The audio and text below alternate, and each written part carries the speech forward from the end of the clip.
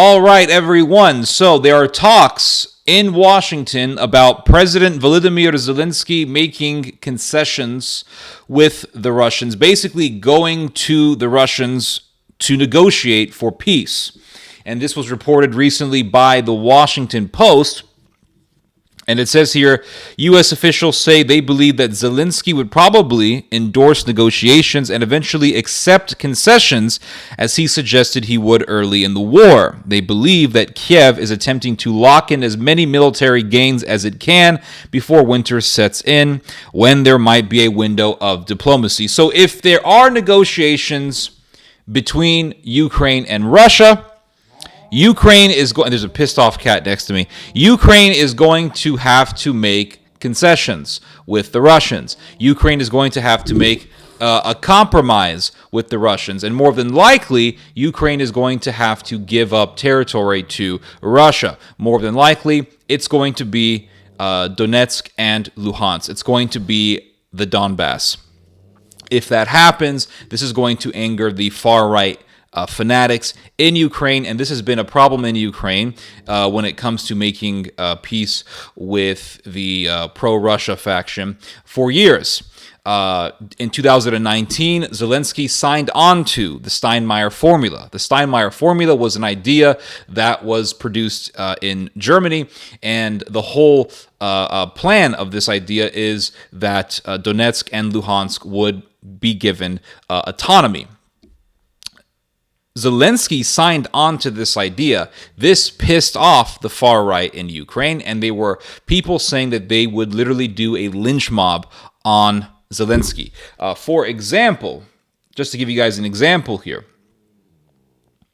right sector co-founder Dmytro Antolyovich said he will hang on some tree on Kreshchatyk if he betrays Ukraine and those people who died in the revolution and the war. And this was said by, and I can't say his name right, Dmytro Anatolyovich Yarosh. Dmitry Yarosh, co-founder of Right Sector.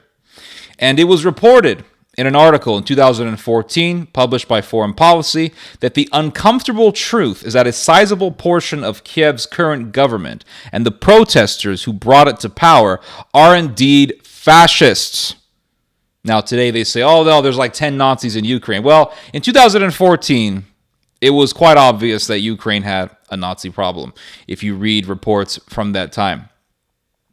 If Western governments hope to steer Ukraine clear from the most unsavory characters in Moscow and Kiev, they will need to wage a two-pronged diplomatic offensive against Putin's propaganda and, at the same time, against Ukraine's resurgent far right. So in order for Zelensky to, if Zelensky is going to make a compromise, he's going to have to deal with the far right in some way or another. And it would not surprise me if Zelensky makes a compromise with Russia on any territory in Ukraine, that he will flee to London or some other country and hide because he would be afraid of getting assassinated. This would not surprise me at all. And there's an article from the New York Times. This was published... Oh my God, Kitty, calm down, please. There's an article here from the New York Times. This was published on February 10th, 2022.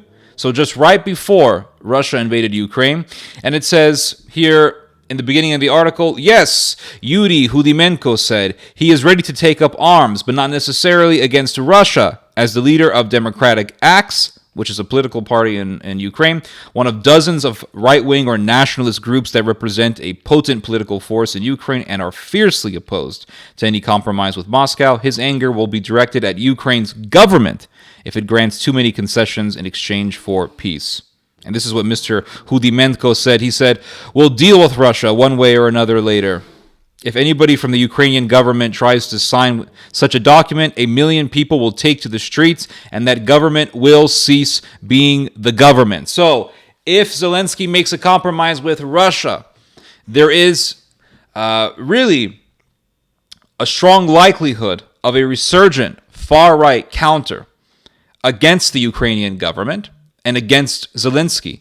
And it would not surprise me if Zelensky flees out of Ukraine in the case of a compromise with Russia in fear of a right-wing attempt at assassination on him.